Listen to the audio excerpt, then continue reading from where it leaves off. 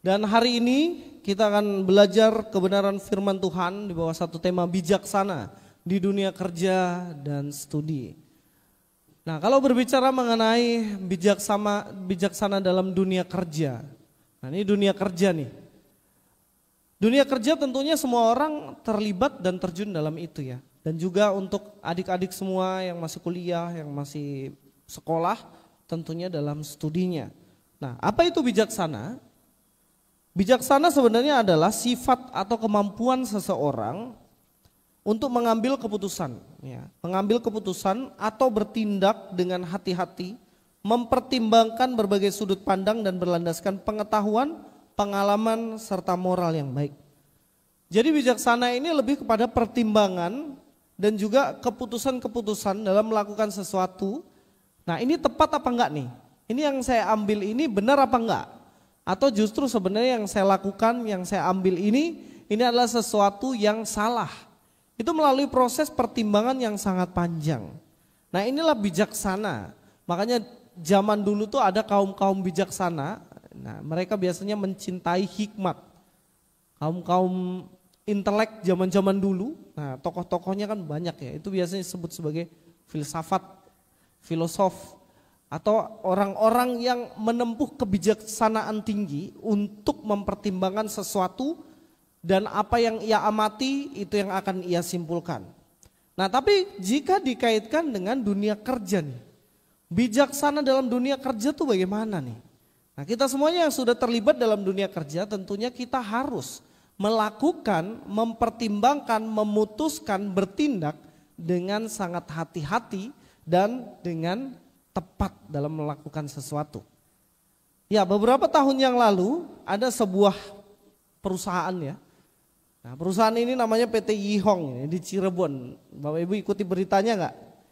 Jadi perusahaan ini melakukan PHK massal. Kalau enggak salah itu mereka melakukan PHK 1.126 karyawannya di PHK. Wah, ini kalau kita lihat dari sudut pandang kita, wah ini kejam nih ini perusahaan nih. Masa ribuan orang di PHK gitu aja tuh. Nah, kalau kita pikirkan itu kejam ya. Ternyata setelah diselidiki itu ternyata PHK yang sebelumnya itu dilakukan perusahaan ini adalah 3 orang karyawannya di PHK karena mereka bermasalah. Ini ada 3 orang membuat onar, bikin masalah di perusahaan, kemudian perusahaan PHK 3 orang ini. Karena dia tidak terima 3 orang ini, kemudian dia provokasi karyawan yang ada di situ. Dan mereka melakukan mogok kerja selama 4 hari. Wah, ini perusahaan yang harus produktif tiap hari, dia mogok kerja nih karyawannya selama berapa? 4 hari. Nah, bayangin aja biaya produksi dan lain-lain 4 hari nih berhenti. Dan itu pasti kerugian yang sangat besar bagi PT ini. Dan kebijakan yang diambil oleh PT ini yaitu di PHK semua yang ikut demo dan di situ ada sekitar 1.126 karyawan. Dan kemudian setelah PHK selesai polemik, kemudian mereka buka lagi perusahaannya dan membuka lowongan kerja lagi. Nah, perusahaan tetap berjalan nih. Perusahaan tetap berjalan dengan baik, mereka tetap mendapatkan untung. Yang rugi siapa, Web? Siapa yang rugi? 1.126 karyawan yang mereka melakukan mogok kerja selama 4 hari. Nah, ini tindakan yang tidak bijak ini sebenarnya ya. Kenapa? Karena kadang-kadang kita melakukan dalam tindakan, dalam dunia kerja, itu kita melakukan sesuatu keputusan, tindakan yang keliru sehingga merugikan diri sendiri. Nah, itu kalau dalam dunia kerja nih. Makanya penting ya dalam dunia kerja itu kita bijak, mempertimbangkan saya mau ikut ini apa enggak, saya mau ikut itu apa enggak dan lain-lain. Nah, saya dulu pelayanan di Batam itu ada nama daerahnya yaitu Muka Kuning, yang pernah ke sana ya. Muka Kuning itu bukan mukanya kuning Bapak Ibu, memang daerahnya namanya Muka Kuning ya, di situ tuh ada asrama-asrama karyawan. Jadi kami itu pelayanan ke sana, seminggu sekali itu pelayanan. Dan itu di asrama itu banyak sekali yang kosong. Banyak sekali yang kosong, karyawannya tinggal dikit. Kenapa bisa seperti itu? Ternyata mereka itu perusahaan udah banyak yang tutup dan pindah ke Kamboja sama Vietnam. Karena dianggap daerah Kamboja dan Vietnam itu karyawan harganya masih terjangkau oleh perusahaan-perusahaan itu. Karena di Batam tuh sering kali ya karyawannya demo, mogok kerja, minta kenaikan gaji. Sedangkan kenaikan gaji perusahaan itu tidak mampu untuk membayar itu. Bayangin 1.000, puluhan ribu karyawan dan lain-lain. Sehingga ya banyak sekali perusahaan yang pindah ke Vietnam dan Kamboja dan mereka rugi sendiri. Nah dalam dunia pendidikan Bapak Ibu, suatu hari ada seorang anak ya, sebut aja dia Tono ya.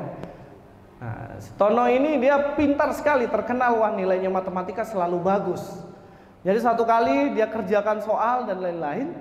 Nah Pak Guru ini ketika melihat hasilnya kaget dia. Ternyata ada 3 anak yang nilainya jelek sekali dan ada 3 anak yang nilainya bagus sekali. Tono ini nilainya bagus-bagus ya. Suatu hari Pak Guru dia karena kaget ya, dia umumkan ini nilai yang paling bagus 1, 2, 3 dan ada nilai yang paling jelek nih. Nah salah satu yang paling jelek itu Tono di situ. Kemudian wah ini kenapa nih Tono nilainya jelek nih? Biasa Tono dia nilai bagus nih. Kemudian dia tanya, dia panggil sama Pak Guru, Tono, kenapa nilai-nilai matematikamu ini jeblok sekali jelek? Biasanya nilaimu bagus nih, kenapa ini nilaimu jadi jelek? Kemudian depan teman-temannya dia bilang, minta maaf Pak Guru, saya punya kalkulator ada hilang katanya. Ternyata selama ini nilainya bagus itu karena pakai kalkulator dia waktu ujian. Nah apakah ini sesuatu yang bijak? Enggak. Gitu.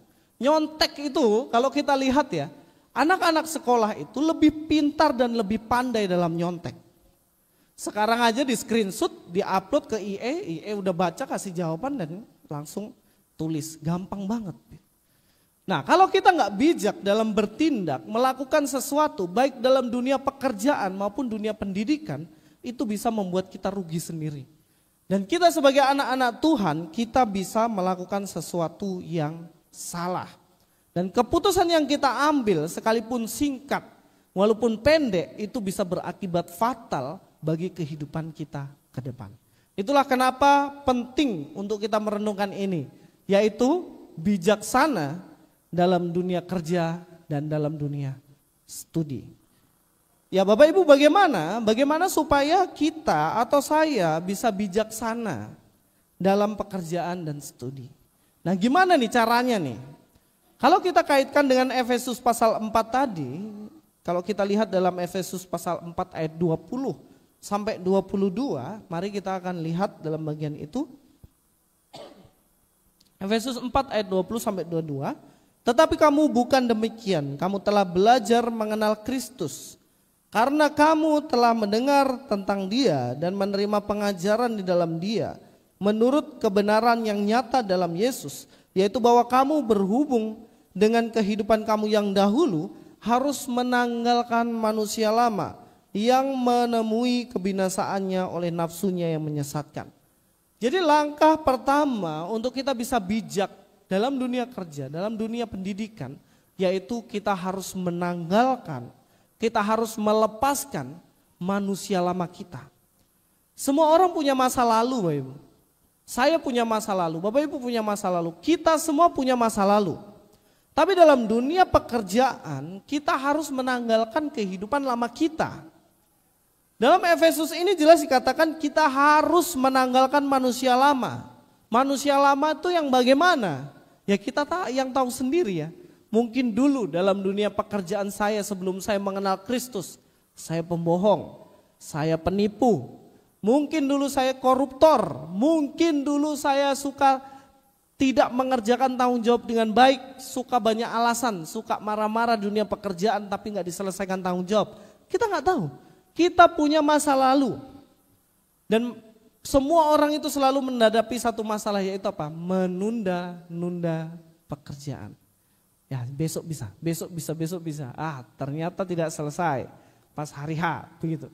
Nah inilah manusia lama yang mana kita harus menanggalkan. Terutama manusia lama di sini adalah ketika hidup kita tidak berfokus pada Kristus, tapi kepada egosentris kita. Pokoknya semuanya harus tentang saya. Kalau tidak saya berarti itu tidak bisa. Saya harus recokin dia. Nah inilah penting untuk kita meninggalkan atau menanggalkan, kita melepaskan manusia lama kita. Nah, yang kedua, selain menanggalkan manusia lama, berarti kita juga harus mengenakan manusia baru. Yang lama kita lepaskan dan kita harus memakai jubah yang baru. Kehidupan yang berbeda. Dalam Efesus 4 ayat 23 sampai 24, coba kita akan lihat bagian itu ya. Efesus pasal 4 ayat 23 sampai 24 dikatakan seperti ini. Supaya kamu dibaharui di dalam roh dan pikiranmu dan mengenakan manusia baru yang telah diciptakan menurut kehendak Allah di dalam kebenaran dan kekudusan yang sesungguhnya. Jadi yang lama kita sudah tanggalkan dan sekarang kita harus mengenakan manusia yang baru. Sehingga kehidupan kita berbeda, enggak kayak dulu lagi. Dalam dunia kerja kita sudah tidak sama seperti dulu lagi. Saya pernah punya teman, dia bergerak dalam satu bisnis ya, satu bisnis. Ya saya nggak perlu sebutkan bisnisnya lah. Dia bergerak dalam bidang bisnis, kemudian dia sukses sekali. Dia sukses, dia punya penghasilan yang tinggi ya, penghasilannya tinggi, kemudian dia punya mobil mewah, dia punya rumah, dan dia menikah sama perempuan itu dan kemudian mereka menjalin rumah tangga. Ya happy-happy dan senang-senang begitu. Nah tiba-tiba dalam perjalanan pernikahannya nggak lama begitu Bapak Ibu, mereka kemudian berpisah. Nah berpisahnya ini ternyata pertama dia selingkuh dengan bosnya. Dia selingkuh sama bosnya dan kemudian tidak hanya selingkuh sama bosnya, ternyata dia memanipulasi data dari membernya ya, dimanipulasi data dari membernya. Padahal beberapa orang ini, maklum orang kampung ya, mereka itu masih hidup tapi datanya dirubah sudah meninggal begitu. Jadi datanya dirubah dan kemudian sudah meninggal beberapa orang begitu. Dan kemudian uangnya cair dan dia pakai gitu untuk kehidupannya. Nah, dalam pekerjaan tersebut ternyata setelah saya lihat ya, walaupun kelihatannya berhasil, kelihatannya sukses dan lain-lain, tapi ternyata setelah saya lihat beberapa tahun ini, ternyata terpuruk gitu loh. Kehidupannya makin terpuruk karena ternyata bisnisnya dibangun bukan berdasarkan apa yang benar. Tapi berdasarkan manusia lamanya tadi tuh. Dan bisnisnya tidak dibangun di atas sesuatu yang benar. Seharusnya dia mengenakan yang baru ya, kehidupan yang baru. Nah Bapak Ibu, hari ini saya rindu untuk kita ini sama-sama kita mengoreksi dalam kehidupan kita. Dalam kehidupan kita sehari-hari, terutama dalam pekerjaan, dalam studi dan lain-lain. Apakah saya sudah mengenakan kehidupan baru saya, manusia baru yang mana fokus kita adalah menyenangkan hati Tuhan. Fokus kita itu adalah Tuhan. Apa yang kukerjakan, kerjakan bukan seperti untuk manusia, tetapi seperti untuk Tuhan. Sehingga prinsip-prinsip kehidupan kita itu dengan bijaksana kita bisa lakukan untuk kemuliaan Tuhan. Nah sekali lagi kita akan bertanya, tuh gimana caranya supaya saya bisa bijak? Bagaimana caranya supaya saya bisa berfokus kepada Tuhan dalam dunia kerja kita? Nah kita harus tahu ya Bapak Ibu, akhir-akhir ini ekonomi itu benar-benar sulit ya. Saya nggak tahu ya di Papua saja atau seluruh Indonesia atau global. Tapi feeling saya ekonomi ancur-ancuran ini secara global. Karena sekarang dunia sedang dilanda peperangan. Peperangan yang terjadi sampai saat ini membuat lapangan kerja tertutup, membuat penghasilan jadi seret dan sulit. Nah, sehingga ketika kita diberikan pekerjaan, mari kita syukuri dan kerjakan semaksimal mungkin. Karena belum tentu ketika kita keluar dari pekerjaan kita mendapatkan tempat yang sesuai dengan keinginan kita. Nah, kadang-kadang kita idealis ya, idealis kita itu saya itu mau pekerjaan tuh yang begini, penghasilan begini. Kalau bisa itu saya gelar S1, saya dapat gaji 3 digit, dan saya hidup libur itu kalau bisa seminggu 7 kali begitu. Wah ini bosnya langsung pecat hari itu juga. Tapi kan ini idealis kita. Kalau mau seperti itu ya kita dirikan perusahaan kita sendiri gitu. Nah tapi bagaimana caranya Ketika kita menghadapi situasi sulit ini, kita syukuri pekerjaan yang kita miliki dan kita kerjakan semaksimal mungkin, sebaik mungkin untuk pekerjaan yang Tuhan percayakan. Nah, setidaknya ada beberapa hal dalam ayat ini yang saya rindu untuk kita bersama-sama renungkan hari ini mengenai bijak dalam dunia kerja. Yang pertama, dalam dunia kerja tentunya kita memiliki circle pertemanan. Nah, yang saya mau harapkan dari kita semuanya, bagaimana kita bijak dalam berteman di dalam dunia kerja. Mari kita lihat Efesus 4 ayat 17.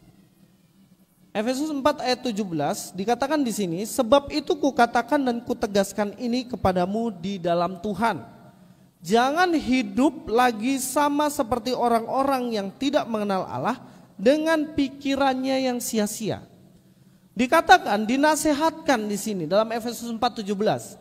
Jangan hidup lagi sama seperti orang-orang yang tidak mengenal Allah.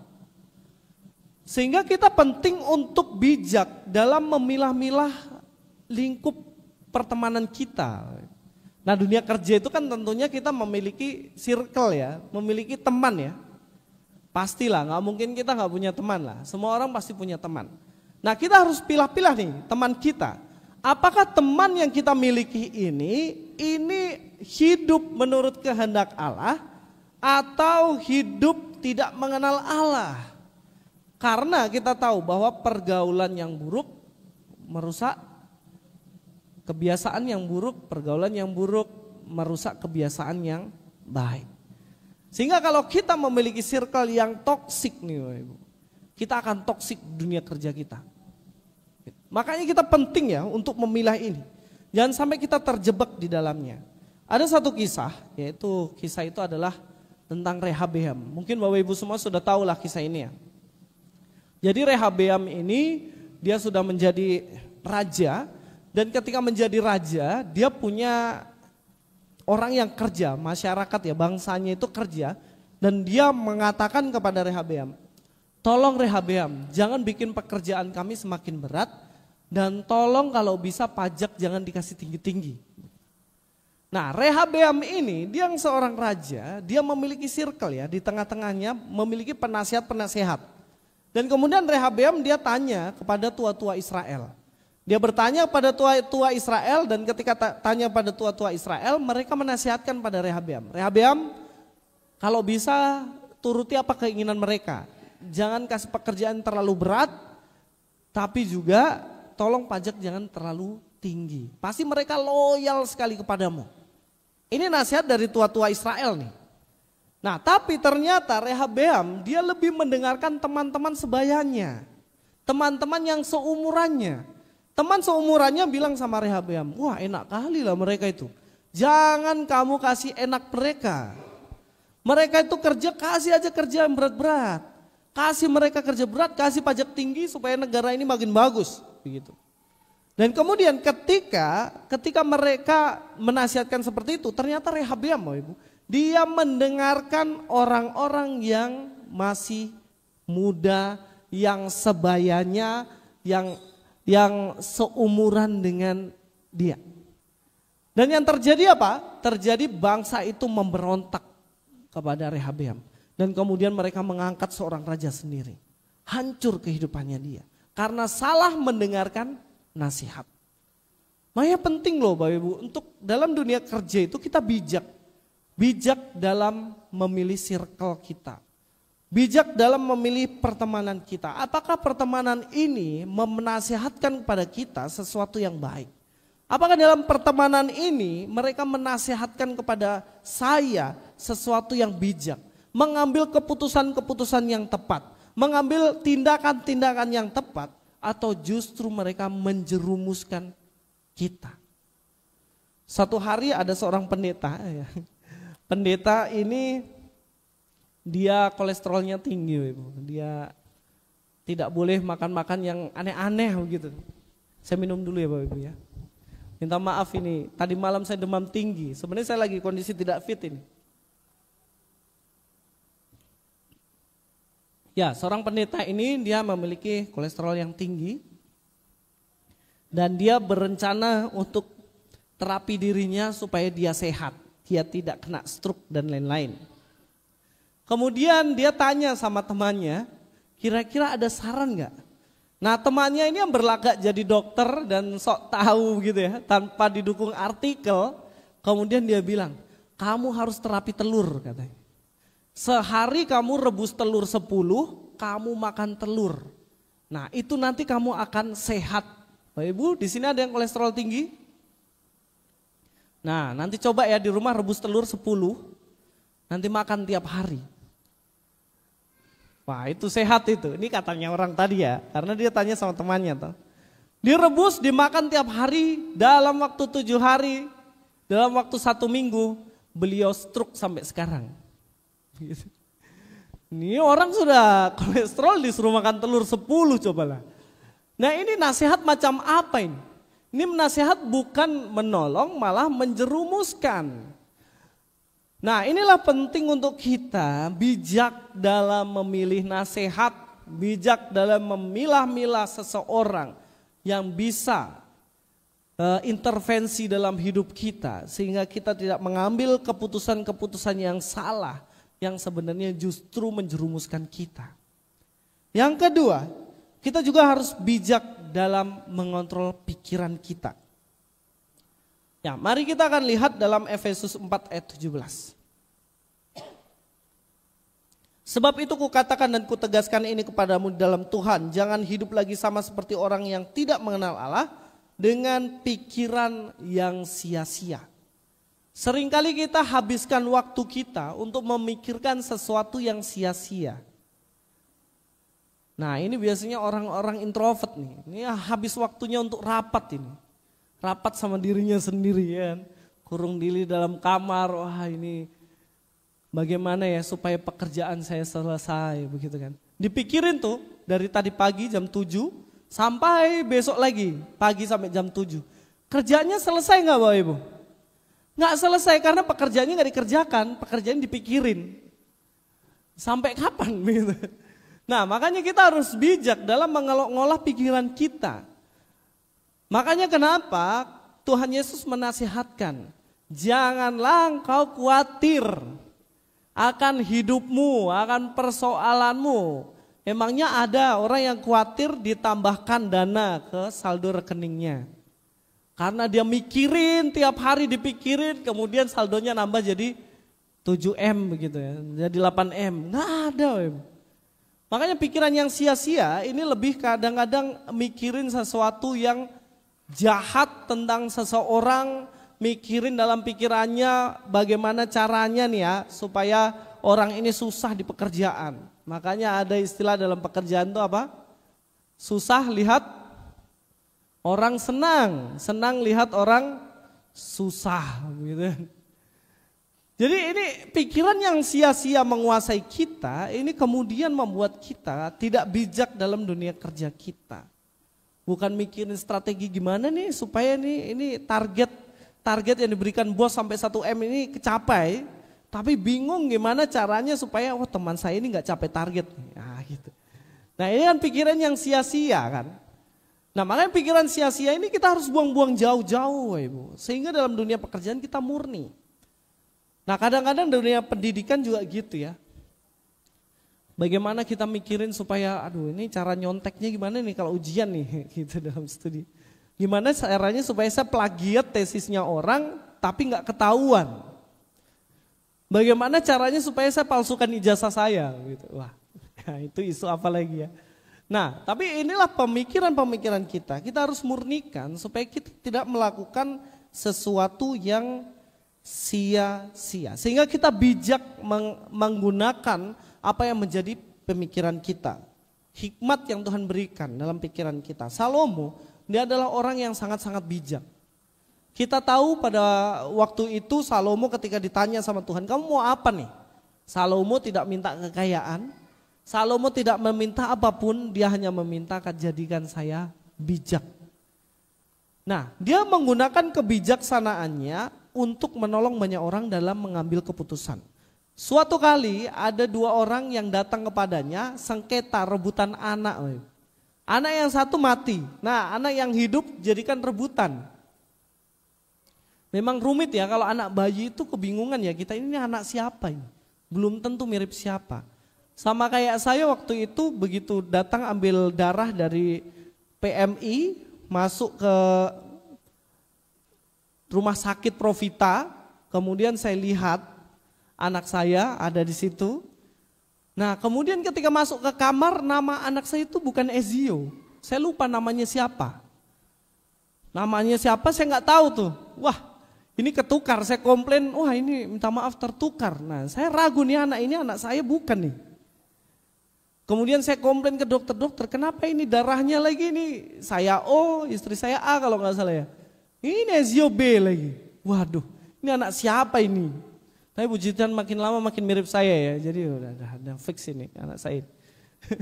Nah, Salomo waktu itu juga menghadapi situasi yang mirip nih. Nah, anak ini diperebutkan 2 orang, ibu, dan kemudian Salomo harus memutuskan, ini anak-anak siapa nih? Kemudian Salomo dengan kebijaksanaannya dia bilang, oke gini aja lah, kita belah ini, anak ini jadi 2. Pokoknya kita belah, nanti satu ke ibu yang satu, sebelahnya ke ibu yang satu. Nah kemudian salah satu ibu bilang, tidak usah dibelah, kasih aja ke dia. Kasihan ini anak ini kalau mati. Nah dengan kebijaksanaannya, dengan kepandaiannya, dengan kepintarannya dia ambil kesimpulan. Nah ibu yang tidak mau anaknya dibunuh ini berarti itu ibunya. Kan gak mungkin dia tega anaknya mati kan. Nah Bapak Ibu pikiran kita, kepandaian kita mari kita pakai untuk menasihatkan orang dalam pekerjaan, dalam dunia studi untuk kebaikan orang tersebut. Bukan justru menjerumuskan. Nah kita tentunya memberikan nasihat, kita memakai pikiran kita bukan untuk hal yang sia-sia. Tetapi untuk sesuatu yang baik dan untuk yang benar. Seperti yang dilakukan oleh Salomo. Kita akan menjadi orang yang bijak dalam dunia pekerjaan, dunia kerja ketika kita bisa memakai pikiran kita bukan untuk hal yang sia-sia tetapi untuk sesuatu hal yang baik, sesuatu hal yang benar. Yang ketiga yaitu bijak dalam mengendalikan hati, mengendalikan emosi hati kita. Mari kita lihat Efesus 4:26-27. Dikatakan di situ di ayat yang ke-6, apabila kamu menjadi marah, janganlah kamu berbuat dosa.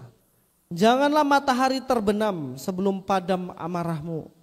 Dan janganlah beri kesempatan kepada iblis. Nah Bapak Ibu, siapa sih dunia ini yang gak pernah marah ya? Tentunya kita semuanya pernah mengalami yang namanya marah emosi. Apalagi kalau lagi lapar. Udah lapar, panas-panas, siang-siang begitu kan. Wah itu disenggol sedikit, wah sudah senggol dikit, bacok itu, marah dia. Apalagi kalau lagi lapar toh. Nah, tapi di sini dinasihatkan hati kita harus kendalikan sedemikian rupa supaya ketika kita marah kita tidak jatuh dalam dosa. Memangnya ada marah yang tidak jatuh dalam dosa? Ya ada dong. Marah itu ada yang marah kudus, we. Orang kalau salah ya kita marahin gitu. Tapi kalau orang yang salah kita biarin itu justru yang dosa loh. Bener gak? Iya kan? Dia pakai narkoba nih, dia rusak badannya itu. Dia suntik badannya, dia pergaulan bebas. Terus kita, gak apa-apa nak, itu perbuatan yang baik sekali. Itu bagus sekali. Lakukan terus ya sampai kau mati. Gitu. Nah kalau kita justru dukung dia dalam kehidupan hancurnya, ya itu dosa. Tapi kalau kita marah terhadap sesuatu dia yang salah, itu justru bagus. Makanya marah kudus tuh ada. Kadang-kadang kita kalau lebih sukanya bukan ketika kita ditegur ya. Jadi teman yang baik adalah teman yang mendukung di dalam dosa. Amin? No, tidak. Justru teman yang menegur kita ketika kita jatuh dalam dosa, ini yang paling benar. Makanya ada marah kudus. Tetapi marah yang berbuat dosa adalah ketika kita marah berlarut-larut, tidak diselesaikan, dan kemudian kemarahan itu dipakai iblis untuk membuat hidup kita makin terpuruk. Di dalam ayat 18 dikatakan, dan pengertiannya yang gelap jauh dari hidup persekutuan dengan Allah, karena kebodohan yang ada di dalam mereka dan karena kedegilan hati mereka. Artinya hatinya keras. Ketika ditegur hatinya keras. Nah inilah bagaimana kita tidak bijak. Makanya penting ya di sini ya, bijak dalam mengendalikan hati kita dalam pekerjaan. Bapak Ibu, dalam pekerjaan itu hati kita ini paling tipis dan rapuh. Dari seluruh kehidupan kita, itu yang paling rapuh itu di hati. Pikiran itu paling kuat, iya kan? Pikiran itu paling kuat karena logika. Tapi hati itu dia paling rapuh, tapi di saat yang sama dia paling keras juga. Kenapa? Karena ketika kita mengeraskan hati kita, nah disitulah sudah mulai akan menjadi sesuatu yang berat. Apalagi dalam dunia pekerjaan kita, Ibu. Kita diperhadapkan dengan banyak hal. Nah Saul ada seorang raja yang mana dia power syndrome ya. Dia memiliki power syndrome nih. Ini saya raja, saya nomor 1 di negara saya. Waktu itu dia mempersembahkan kurban. Dipersembahkan kurban dinaikkan pada Tuhan. Ini Saul nih. Apakah boleh seorang raja memberikan kurban persembahan? Tidak boleh, Bapak Ibu. Yang bisa melakukan hanya seorang imam. Nah, imam waktu itu adalah Samuel. Hanya Samuel yang boleh memberikan persembahan. Tapi Saul memberikan kurban persembahan sendiri. Dan ketika Samuel datang, dia menegur Saul. Saul, kamu sudah melanggar perintah Tuhan dan kamu sudah menyalahi aturan. Kamu bersalah karena kamu memberikan kurban persembahan sendiri. Tapi apa yang dikatakan Saul? Oh, tidak bisa. Memang saya salah. Tapi Samuel, kau tidak boleh tegur saya depan umum. Saya ini raja. Masa kau tegur depan orang-orang banyak ini? Bapak Ibu lihat kekerasan hati dari seorang Saul ya. Bagaimana dia tidak menjaga hatinya tetap tenang, tetap adem, tapi justru kekerasan hatinya membuat amarahnya semakin memuncak dan Tuhan meninggalkan dia. Kemudian Tuhan bilang sama, urapin aja Daud itu. Ngapain lagi Saul itu, sudah tidak dengar saya. Bapak Ibu, penting dalam dunia kerja kita bijak dalam mengendalikan hati kita, dalam mengendalikan pikiran kita, dan dalam memilih teman. Ini panjang nih, ini teksnya ini sebenarnya panjang Bapak Ibu. Kalau saya bahas satu-satu eksposisi ini bisa 2 jam baru kita pulang nih. Tapi saya percepat saja ya, supaya kita bisa melihat ini gambaran secara luas. Yang keempat, bijak dalam berkata-kata. Dalam Efesus 4 ayat 25 dikatakan seperti ini. Karena itu buanglah dusta dan berkatalah benar seorang kepada yang lain, karena kita adalah sesama anggota. Salah satu hukum Taurat dikatakan apa? Jangan bersaksi dusta tentang sesamamu. Dan dalam Efesus dikatakan apa? Buanglah dusta. Wah, dusta ini apa? Perkataan bohong. Perkataan bohong ini apa? Sesuatu yang orang tidak lakukan tapi kita mengatakan itu. Nah, inilah dusta. Dusta Mahkamah Agama itu mengatakan bahwa Yesus tidak bangkit dari kematiannya, tapi dicuri oleh para muridnya, mayatnya. Dia tidak bangkit. Tapi ini dusta kan? Faktanya apa? Faktanya dia bangkit dari kematian. Nah, inilah penting. Karena apa? Kalau kita tidak menguasai secara bijak apa yang menjadi perkataan kita, ini akan menimbulkan banyak sekali masalah. Efesus 4 ayat 29. Janganlah ada perkataan kotor keluar dari mulutmu, tetapi pakailah perkataan yang baik untuk membangun, di mana perlu supaya mereka mendengarnya beroleh kasih karunia. Dilarang mengatakan perkataan kotor keluar dari mulut. Kita ini paling sering ya, cepat sekali kalau ngomong kotor. Apalagi kalau sudah marah, tidak bisa mukul, tidak bisa melakukan tindakan, yang keluar dari mulut adalah kebun binatang semuanya. Perkataan kotor, dusta, ini yang kita mesti kendalikan dalam kehidupan kita. Dalam pekerjaan dan studi kita. Nah, berkata-berkata yang tidak baik dan tidak benar tentang seseorang ataupun tentang pekerjaan kita, itu hanya membuat kita merusak tempat di mana kita mencari nafkah. Kerja di situ, cari makan di situ, yang keluar dari mulutnya kotor dan dusta. Nah, ini susah ini yang begini-begini. Nah, ada seorang yang bernama Nabal. Nabal ini dia udah bebal, udah kepala batu, mulutnya kotor. Dia punya istri cantik sekali, namanya Abigail. Nah, Nabal, dia ketika Daud menyuruh anak buahnya datang kepada Nabal, kemudian bilang, Nabal, saya sudah jaga semua ini kawanan dombamu, ternakmu, jadi tolong kasih kami makan. Kasih makan supaya kami bisa melangsungkan hidup. Tapi Nabal bilang, kenapa kau minta-minta? Masa saya mau kasih makan ke orang yang lari dari Saul itu? Waduh, dia ngomong kasar, dia maki-maki anak buahnya Daud. Dan kemudian Daud emosi. Dia emosi dan dia mau datang untuk mau bunuh Nabal. Pokoknya saya ketemu Nabal, saya potong dia. Daud bilang. Wah, kemudian dia datang, ketika dia datang, justru dia tidak ketemu yang namanya Nabal. Yang mulutnya kotor, yang mulutnya penuh dengan dusta, tapi ketemu Abigail.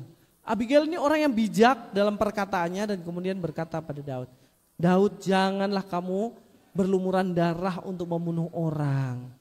Kami minta maaf, kami yang salah dan lain-lain. Dan kemudian Daud dia tidak jadi, amarahnya tidak meluap-luap dan dia tidak membunuh Nabal. Dan kemudian Nabal dia kena stroke, dia kena stroke dan dia mati sendiri. Dicabut nyawanya sama Tuhan.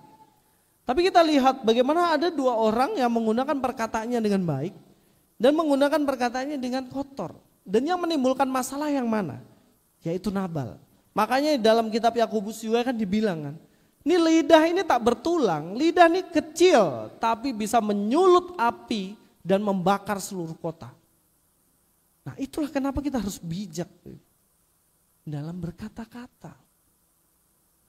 Yang terakhir, yaitu bijak dalam bertindak. Mari kita baca Efesus 4 ayat 19. Perasaan mereka telah tumpul sehingga mereka menyerahkan diri kepada hawa nafsu dan mengerjakan dengan serakah segala macam kecemaran. Bekerja dengan penuh keserakahan. Pokoknya harus dirinya yang diuntungkan, kalau bisa orang lain rugi. Kalau orang lain untung gimana cari cara supaya orang lain rugi. Nah, ini orang yang serakah. Kalau bisa dia dapat paling banyak bagaimanapun caranya. Efesus 4 ayat 28, orang yang mencuri janganlah ia mencuri lagi, tetapi baiklah ia bekerja keras dan melakukan pekerjaan yang baik dengan tangannya sendiri, supaya ia dapat membagikan sesuatu kepada orang yang kekurangan. Nah, orang yang mencuri dulunya sekarang tidak boleh mencuri lagi. Nah, ini artinya ada perubahan hidup dalam tindakan. Kita tahu waktu itu yang namanya pendek-pendek ini siapa ya? Lazarus ya, Ibu ya? Siapa ya? Oh, Zakeus. Masih fokus ya berarti ya. Nah, kan ada mop itu ya, Bapak Ibu ya. Bapak Ibu guru dia salah cerita. Jadi Tuhan Yesus kita datang, ada Lazarus dia lagi naik pohon mau lihat Yesus. Anak muridnya protes, weh Bapak bukan Lazarus, Zakeus, kamu dengar dulu. Lazarus kok turun, itu tempatnya Zakeus itu katanya. Dia naik di atas. Nah, kadang-kadang kita ketukar ya. Nah, dia itu dulunya seorang pencuri, tapi kemudian ketika berjumpa dengan Yesus 4 kali lipat dia kembalikan kalau ada yang diperas, dan juga jika hartanya dijual sebagian akan diberikan orang miskin. Perubahan hidup inilah yang mana kita harus bertindak dengan bijak dalam dunia kerja kita. Jangan sampai satu langkah kita menghancurkan masa depan kita sampai seumur hidup. Begitu. Makanya dari 5 hal ini kita harus bijak dalam hal-hal yang tadi. Pertanyaan terakhir, bijak dalam hal apakah yang paling lemah dari diri kita? Dari 5 hal yang tadi ya, dari circle kita, pertemanan kita, dari pikiran kita, dari hati kita, dari perkataan kita dan tindakan kita. Tentunya kita bergumul dengan satu hal dalam 5 poin ini setidaknya ya. Saya ajak kita untuk tundukkan kepala saat ini dan kita renungkan. Saya lemah dalam hal mana? Mungkin kita tidak bergumul dalam tindakan, tapi mungkin kita bergumul dalam perkataan. Kita tidak bergumul dalam perkataan, tapi mungkin kita bergumul dalam pikiran. Mungkin kita tidak bergumul dalam ketiga hal itu, tetapi kita bergumul dalam circle pertemanan. Mungkin kita tidak bergumul dengan yang lainnya, tapi kita bergumul dengan hal-hal yang lain dalam pekerjaan kita. Bapak Ibu, mari kita lihat dan koreksi. Dan mari kita berdoa kepada Tuhan, tolong Roh Kudus untuk mengikis kelemahan saya satu persatu. Supaya kami boleh bijak, supaya saya boleh bijak dalam melakukan, mengerjakan tugas tanggung jawab dalam pekerjaan yang Tuhan berikan. Saya beri waktu sejenak untuk Bapak Ibu boleh berdoa masing-masing di hadapan Tuhan.